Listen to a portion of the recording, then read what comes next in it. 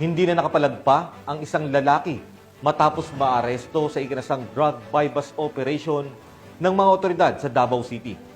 Nakatutok dyan si Patrolwoman Reyna Rose Disipulo.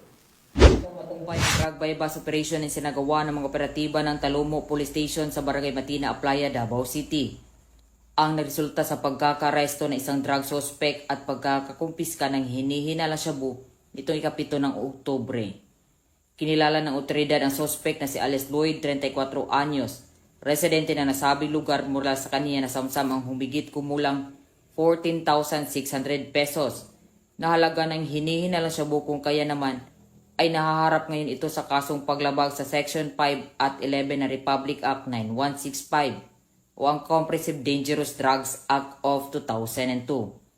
Ang matagumpay na operasyon ay nagpapakita na patuloy na determinasyon ng kapulisan sa pagsugpo sa iligal na droga para sa kapakanan ng publiko at nagsisilbing paalala na umiiral ang hustisya at may kaakibat na parusa ang paglabag sa batas. Ito sa Police Regional Office 11, ako ang inyong PNN correspondent, Patrolwoman Reyna Rose Disipulo, alagad ng batas, tagataguyod ng Balitang Pulis.